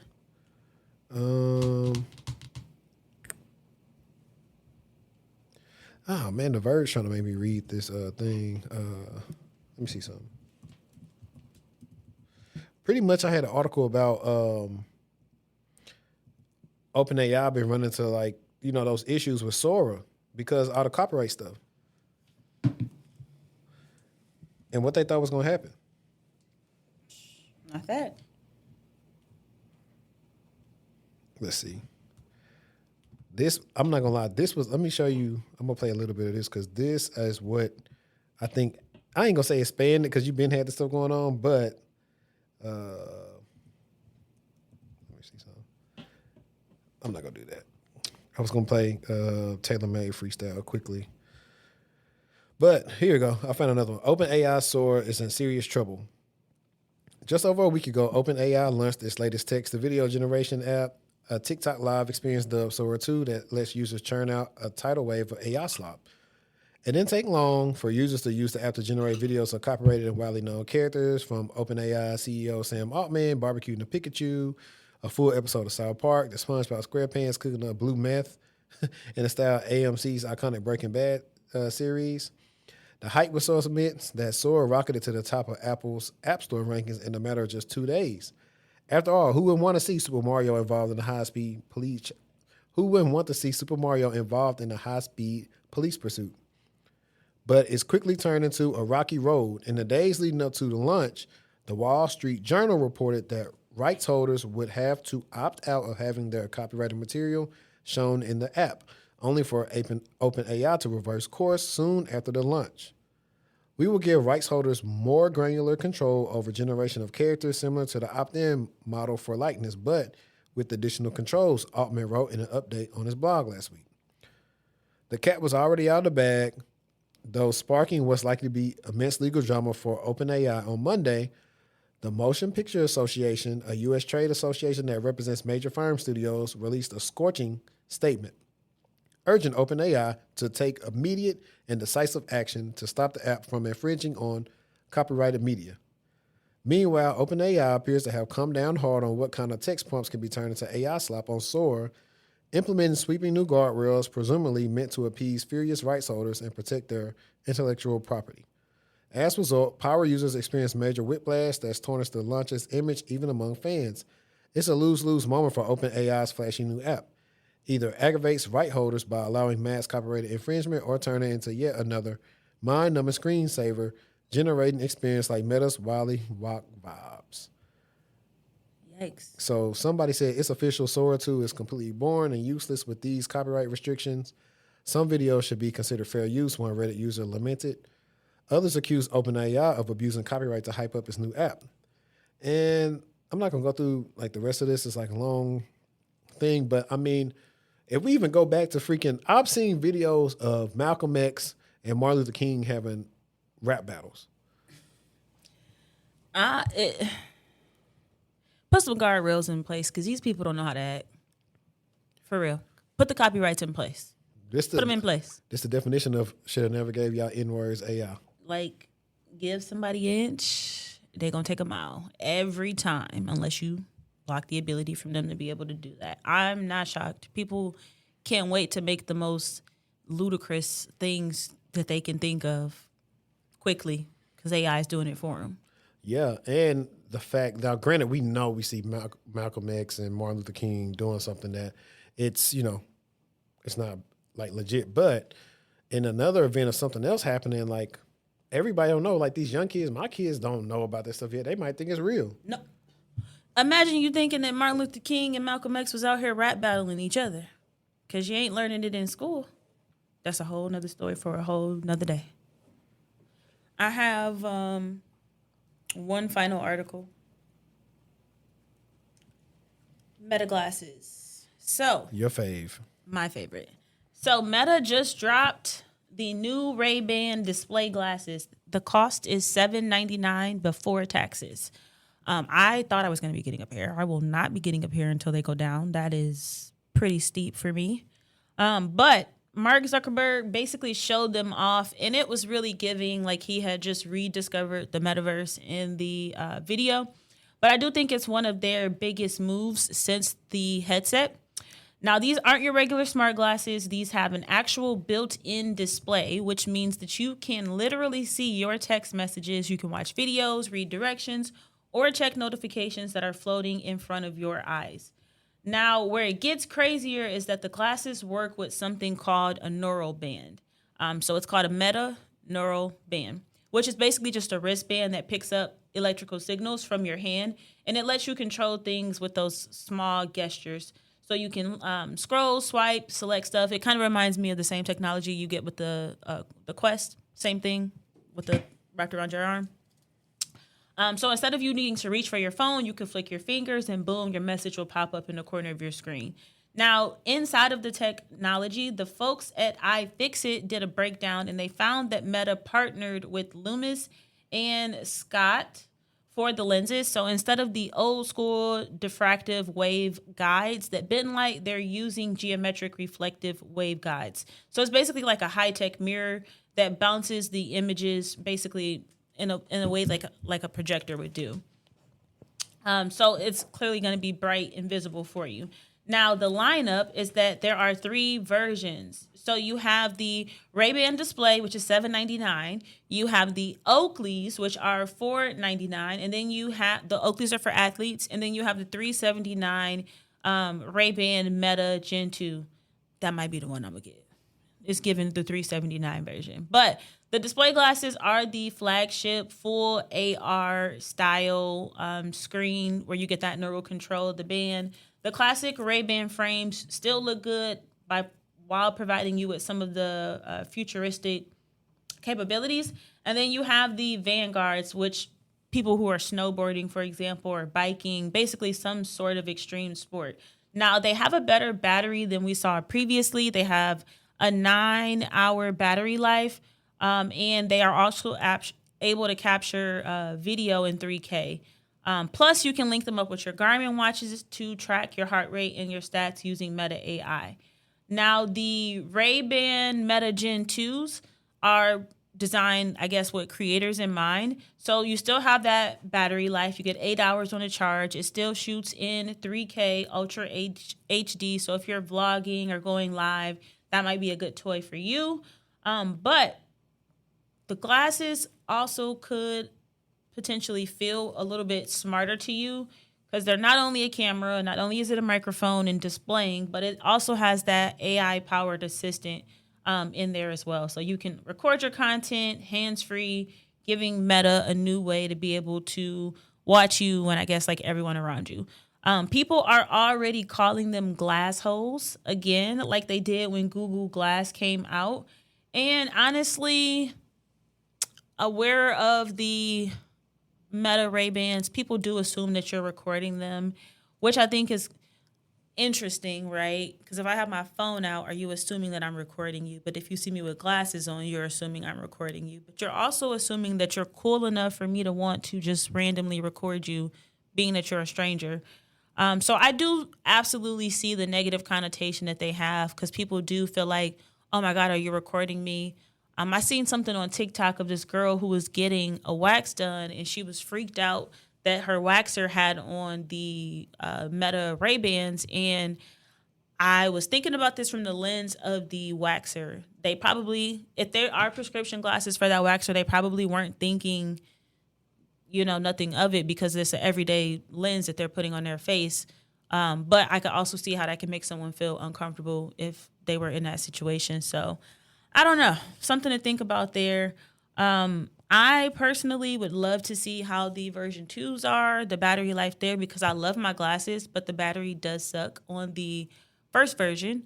But I knew they were coming out with a new pair because they were on sale for a long time this summer. And I was like, they're probably on sale because they're trying to get rid of all that inventory to make space for the new version. So 3 different price ranges to choose from, $799 for the displays, $499 for the Oakleys, and then $379 for the Gen 2s. So if you're interested and you have purchased them, or if you have the version 1s, what do you think about them? Let us know in the comments.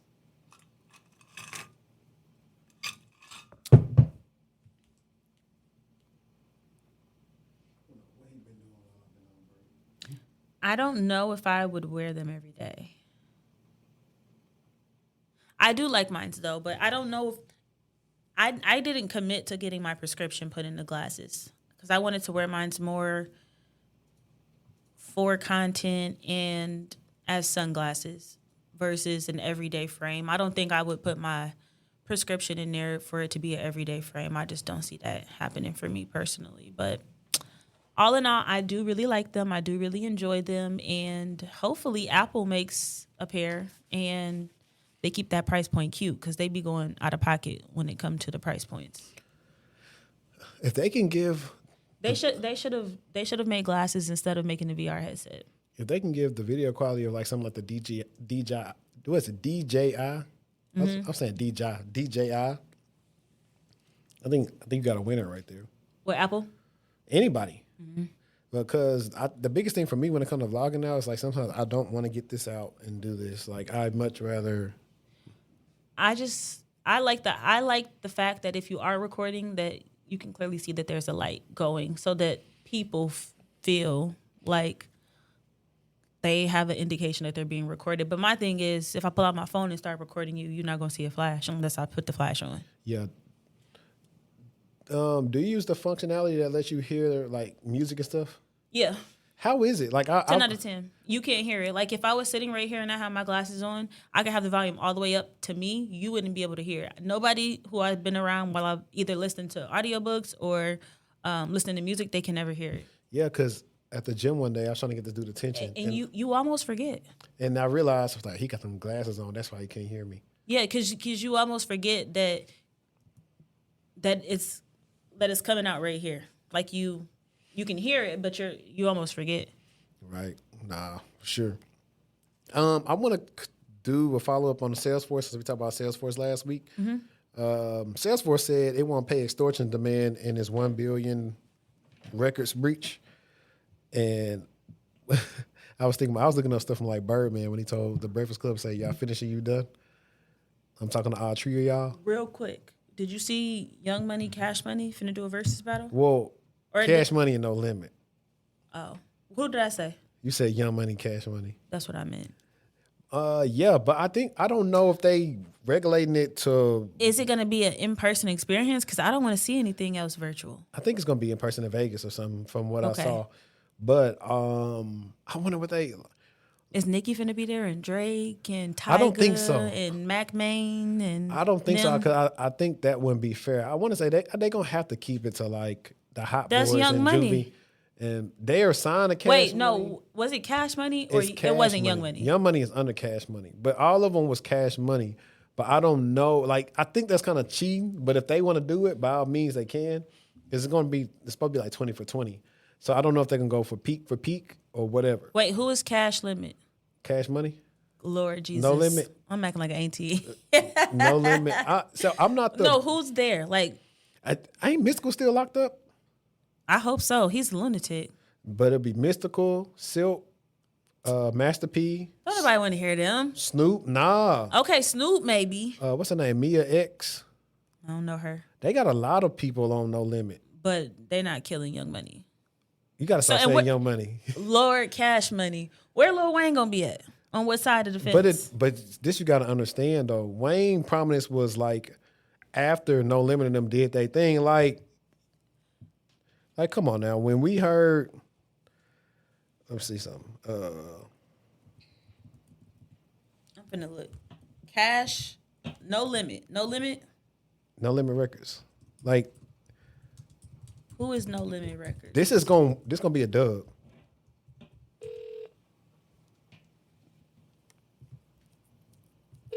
This is gonna be a dub.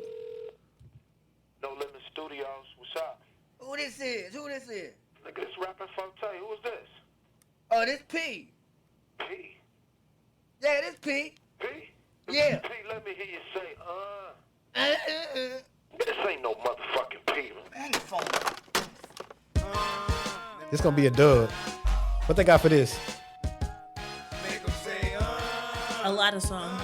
No, this was crazy down here when it came out. Well, I went down here. I was up north. Like Cash, like No Limit was I was running No at the same Limit, time. it says Snoop Dogg, whoever Mercedes is, Silk the Shocker, Mystical, Mia X, Mac, C Murda, Magic, Romeo, Fiend, Cain and Abel, Soulja Slim. I don't want to hear no music by all of them. Nah, they got hits though. You forget Master P was like really doing his thing. Master P was doing his thing, but like he gonna come. He should start off with this. Time for the national anthem. What song is this? I feel like is this Snoop Dogg? Master P. Get 'em up. I mean you body. We'll play this in the car. I represent. It's 1990s No, thriller. It's Master P. Like he gonna come out with something like that. Cause I'm bout. I mean I'm proud. But you still can do. Everybody talk about. We doing this. They still can win off this alone though. Hey, Like you been seeing them Eastern stars? Lord, that probably ain't even the right name. Them old men, they be stepping to this. You really don't know? I have to show you a video before I go. Cause TikTok then recently made it's what song is it? It's You've seen these videos. You about to start laughing.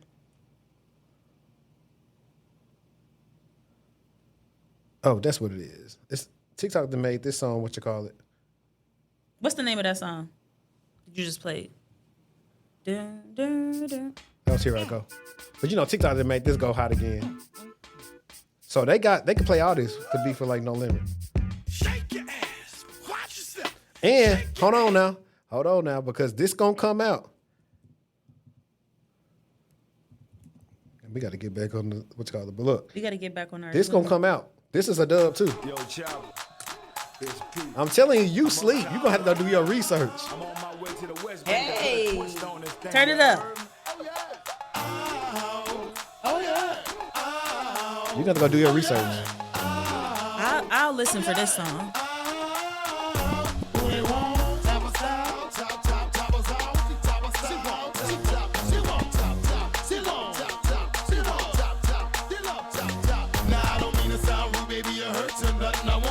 Like you gonna have to go, and then Soulja Slim is him too. I didn't listen to a lot of Soulja Slim, but Soulja Slim is him. So Of course, I can't even find the freaking video right now.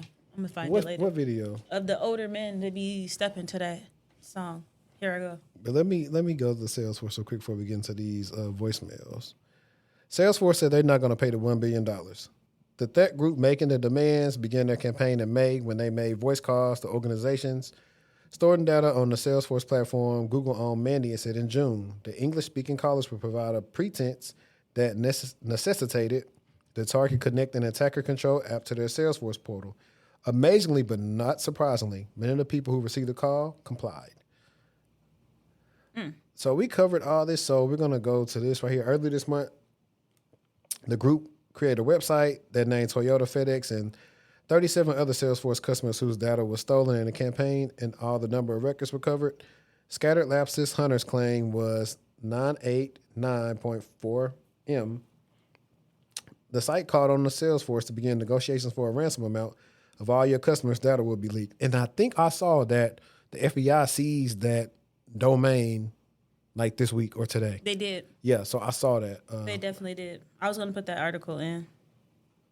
And in an email Wednesday, a Salesforce representative said the company is spurning the demand.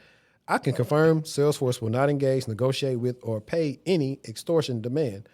The representative wrote, the confirmation came a day after Bloomberg reported that Salesforce told customers in an email that it won't pay the ransom. The email went on to say that Salesforce had received credible threat intelligence indicating a group known as Shiny Hunters planned to publish data stolen in a series of attacks on customer Salesforce portals. The refusal comes amid a continuing explosion in a number of ransomware attacks on organizations around the world. The reason these breaches keep occurring is the hefty sums the attackers receive in returning for decrypted, encrypted data, and are promising not to publish data online. Global ransom payments totaled $813 million last year, down from $1.1 billion in 2023. Ooh. Security firm Deep Strike estimated the group that breached drug distributor Syncora alone received a whopping $75 million in ransomware payments. Bloomberg reported, citing unnamed people familiar with the matter. Man, that's a lot. Them boys eating. Yeah, so they're not going to pay, and I'm glad they're not going to pay because if you keep on paying, all people going to do is keep on trying to find people to breach and get money from them. That part. And you might pay them and they still might not give it back to you. That's the gag. Facts. That's big facts. But now to have some fun, we finally got people to buy in and do voicemails. So let's see if we got any new ones. Okay. So we're starting with the first one. You ready? Yep. Okay. Hey guys, first let me say thank you for giving back to the community and everything that you all do. We all really appreciate it. My question is for somebody who has about 2 years and 4 months into cybersecurity, doing vulnerability management, was working inside of a SOC, and was let go from a company. How would I be able to reboot myself and get into GRC? Or what would you suggest that I do to get into GRC? Because I wanted to do more of a GRC role. Thank you for, and I don't have any certs. Let me just say that also. So thank you. Before we answer that, let me make sure he didn't access the same thing longer in this next one.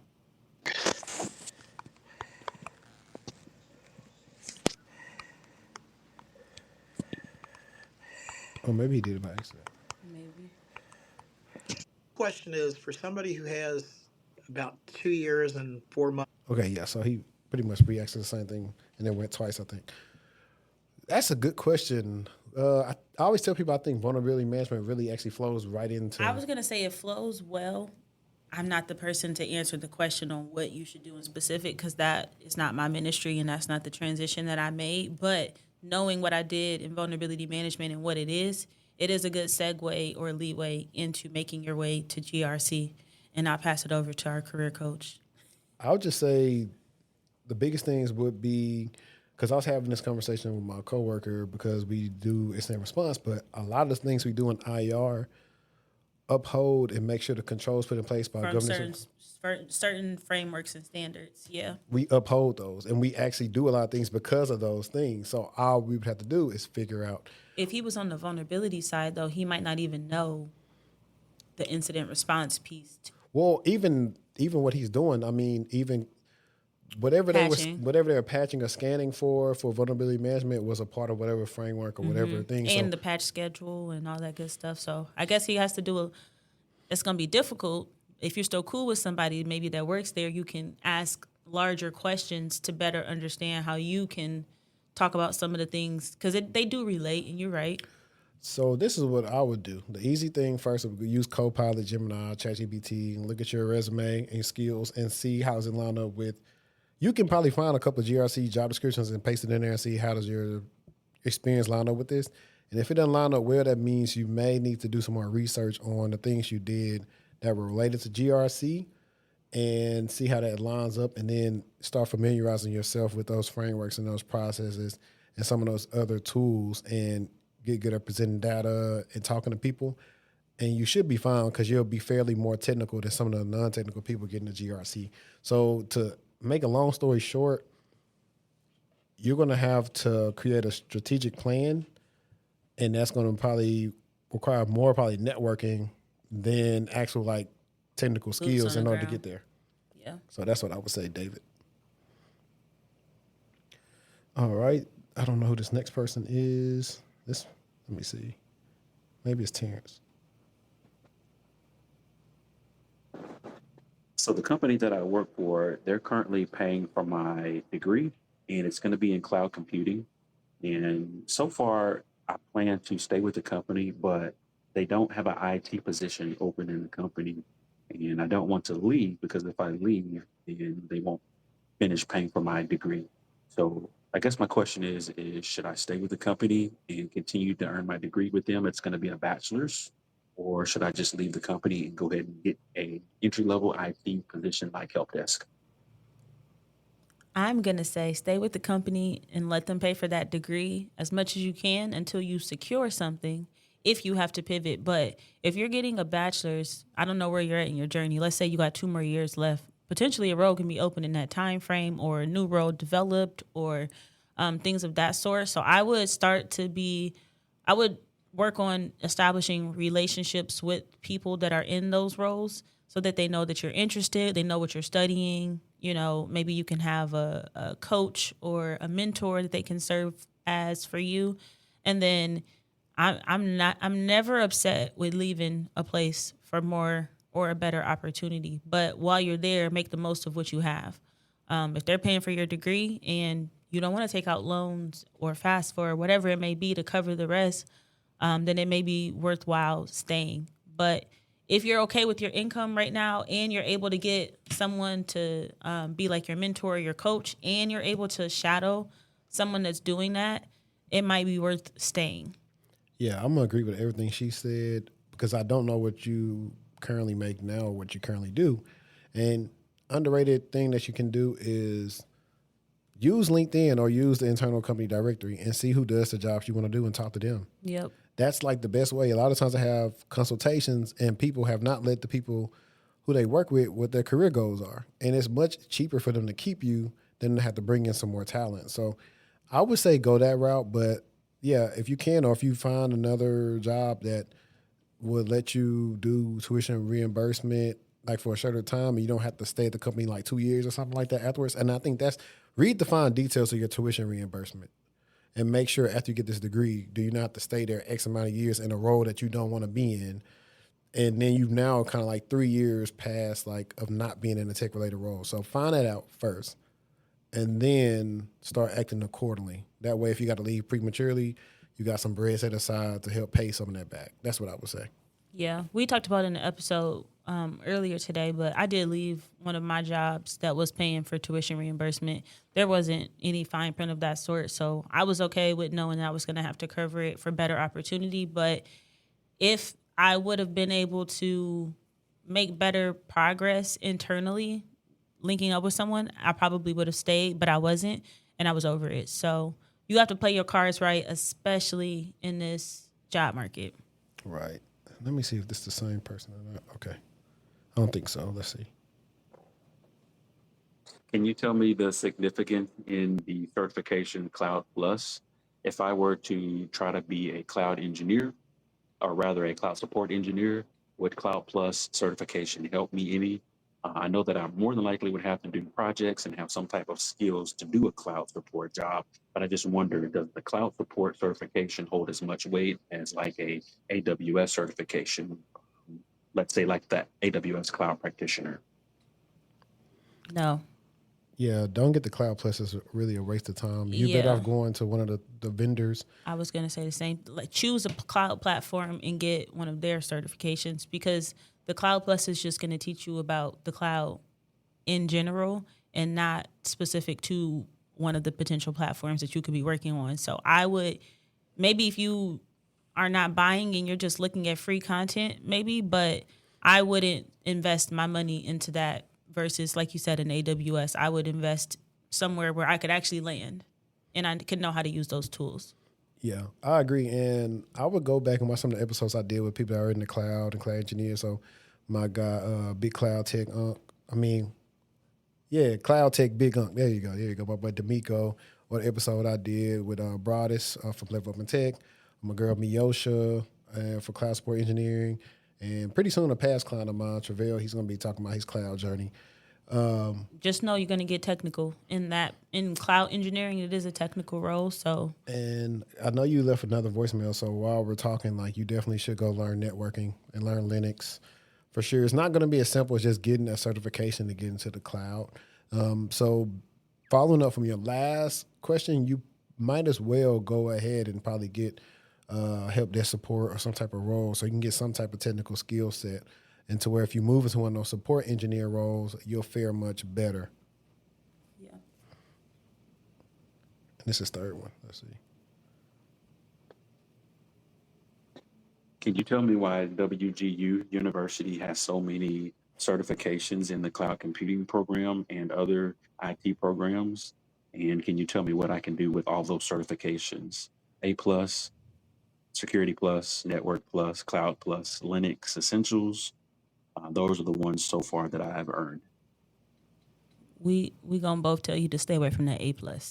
Well, he's in WGU, so he has no choice but to get the certification. I thought you have to get them. You got to take them. Oh, I thought it was optional. Like, you learn I think the you content. can test out some of that stuff based on maybe what your work experience is. I think. I can't speak for that because I didn't go there, but I would stay away from that A+. In general, a lot of certifications can pull you away from what you actually want to do. But Linux would be good for him. Yeah, the Linux Essentials Security is good, Plus but would be good for him. I think the issue is that they make them learn them so fast that he may not be retaining Facts. the stuff. If it's an 8-week, 10-week type of situation, yeah. Yeah, so he may not be retaining it like he wants to. But all in all, I probably would say that just do what you can. You'll have to learn more outside of WGU because right now they're just putting you in classes to get the certs.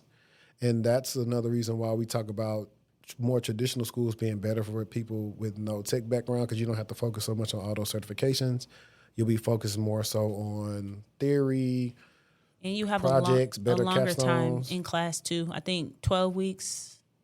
I think it's 12 weeks. Right. So you have a longer time to retain, learn, ask questions. An 8-week course is very intense. You know what?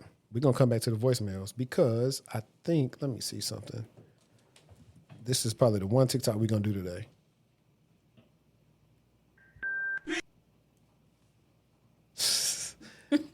Let's see. I'm so thirsty. Wow. Yeah, I can't find it. It was it pretty much was a young lady, and she was talking about another reason why it's not that much of a benefit for you in WGU is here. I think here she is right here. So I saw someone ask a question about like what happened to all of those people who were doing a day in the life of. That's not it. Scratch that. Someone who works. That's not it. It was a video where pretty much she was talking about how it'll be more beneficial for you to do a regular degree program because you have more opportunities to do internships versus trying to fast track and get out of WGU so fast. And I thought I bookmarked it. I will also piggyback off of what you just said and say that, so for example, for me, when my master's program was closely aligned with like industry certifications. And so getting a Security Plus was more of a walk in the park for me than maybe someone who didn't have the education that was kind of aligned to some of that content. We learned a lot about the cloud. We learned a lot about security in general. So when I was taking the exam, I was like, oh, I knew this. I didn't know it was going to be like this. So I think your curriculum should also be aligned not only to the skill sets that companies are looking for, but also to standards in some of these certs. Now, obviously, they can't touch everything, but like I see a lot of places that'll say like our curriculum is in alignment with the CISSP or the CISM or whatever it may be. But that's also something to think about if you are considering going the education route as well, is how does that coursework line up with things that are actually happening in the field. And I've been seeing some really, really good cyber programs lately. Yeah, for sure. And we're actually going to we got some stuff coming up for some really good cyber programs. We're just going to keep that on the low. And I would just also say, I know WGU does have a physical location, but I know it's more known for the online program. But the benefits of like being able to go to your campus or at least being close to it is the benefits that a lot of times they have a relationship with local employers and how it's easier to get jobs that way too versus being so online. Like it's not the same thing, but it's one of the reasons why some people are against remote work in the sense that you can scale up faster by being in an office versus being remote and the opportunities that you might get sitting next to somebody or your manager's manager is there and you met them and now you got visibility versus being remote. It's kind of one of those arguments right there when it comes to being online in school and that. So maybe we could do like a deep dive on that when they online school versus traditional school. What are the benefits? Who's more successful? I wish I would have went in person. I did completely 100% remote, and I did myself a disservice, and I struggled a lot unnecessarily when I could have taken a couple of classes or even like I should have taken networking in person. Period. Yeah, but we can just pin that because that's a good theme to kind of go through and actually do some really good research on and figure out. I don't know how they quantify like who would be more successful, but maybe like early career or who has more opportunities earlier on versus the people that don't. So I think that'll be cool. And now let's get to Joby Manano. I think that's how you say their name. Let's go. Hello, textual chatter and cyber shorty. My name is Joby Manono. You probably see me in your comments a lot and also on LinkedIn. I've I really look up to Dave Johnson and like I try and use him as an example. But that's beside the point. The point while I'm trying to reach out to you guys today is because I just started a role as a junior. That's my question. Um, I know I have to learn Python, but I don't know where to start except in school. But like, what are some skills I should learn to grow from a junior analyst to a senior analyst to hopefully a cyber security engineer? I'm only 22 years old, by the way. Let me add that I'm only 22 years old. Um, I just turned 22 in September, and I'm thankful that I'm already working in cybersecurity, making above 60K a year. But that's besides the point. I want to know what can I do next to move on next to hopefully a senior analyst and hopefully a engineer. Thank you again for this time. Okay, so let me hit an air horn for him. Congratulations on the role and happy belated birthday. And I'll let you start. So I couldn't hear exactly what role he said. He said a junior analyst. Yeah, but what kind of analyst? That's what I'm saying. I didn't hear. I feel like he's the first time I didn't catch it, but the second time he said it went out when he said it. So Yeah. that's what I'm like. I don't know if he said security analyst. I think he did say a junior security analyst, and he wants to be a senior security analyst and then a cyber engineer. So the easiest thing that probably help him is to figure out what to learn is. So he says he want to be a security engineer. You got to first figure out what type of security engineer because they can do various different things. You got some that are just platform security engineers over certain platforms. You got security engineers that are like doing different things. But go find those job descriptions. Go find some security engineers to talk to. Like since you said Day, this would be a great question today. Figure out, hey, what type of Python scripts and stuff like that, or things that have you solved with scripting in the past, and then that's how you start. Already got your stuff in school you got to learn, but then you start learning this stuff. So now you know how to have these tools that you fixed and that you worked on. I would also say is trying to work with the people that you're probably sending work to that you can't figure out as well to see what was the resolution or how they handled a situation at work that you could potentially add to your arsenal or something that maybe if it's something that you don't even know about or you've never heard of, they can introduce you to that concept or whatever it may be. So that would be my advice there. And like he said, definitely start to beef up your network. You're 21, you're already in the field, you're making good money. I would definitely start to expand my network because the more expansive it becomes, the more insight you'll be able to gain. You can even YouTube it, TikTok it, LinkedIn it, whatever works best for you. But I would start making those connections and not just following people, like actually engaging with these people so you can start to have conversations with them too. Yeah, and he's 22. And eating down. And yeah, I think that's like a general thing that you could do. And also, Abdi talked about this platform called Windsurf. You can use AI to help you speed up, to teach you Python in a better way that maybe you can't learn in school that can kind of break it down for you in a better way. So I would say try things like that and just try to solve problems. That was always my issue when it came to scripting. It's like, hey, I can learn Hello World, but I don't know how to make this practical so it sticks with me. And so finding ways it can stick with you since you just started your job. As you do your job, you'll start seeing tedious processes that require like too much clicking. See how you can automate some of those things with Python, and then that'll give you a framework of some things that you can build out to lead you to that engineer path. So I hope this helps. And he left one more message, so let's go ahead and hear what he got to say.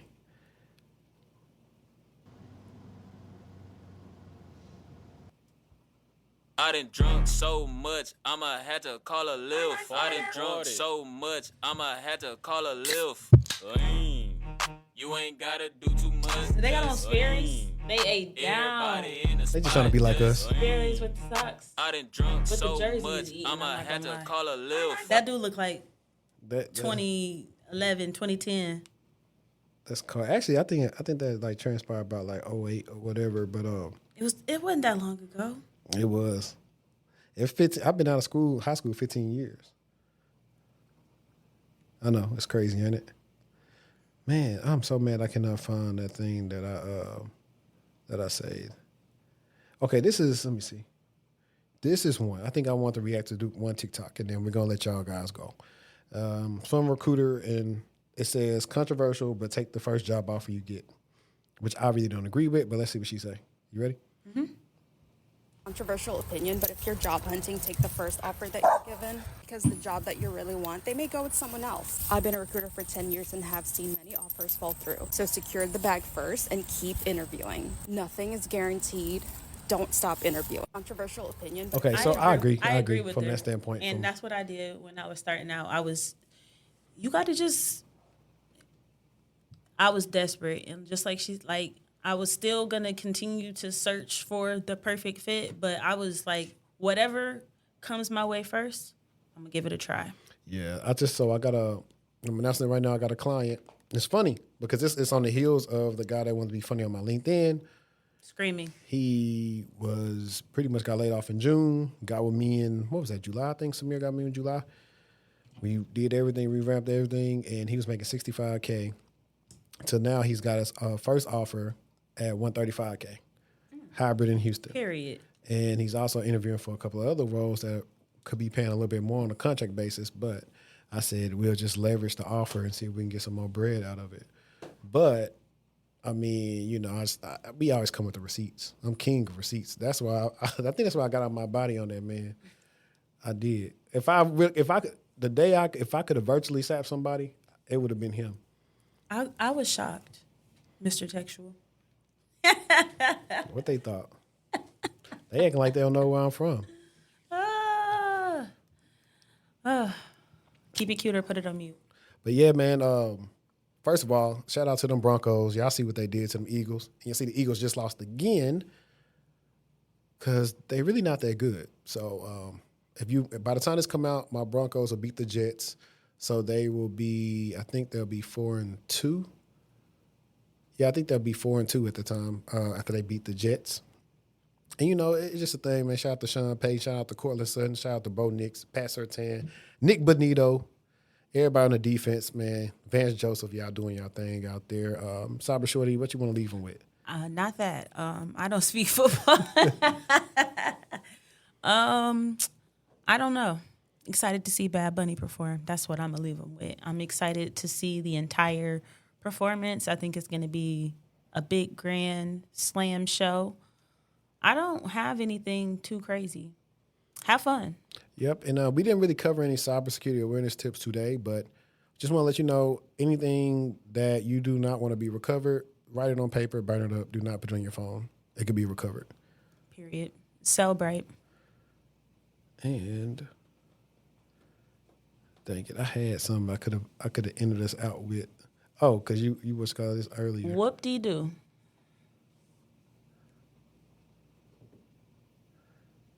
I don't know. I'll figure it out.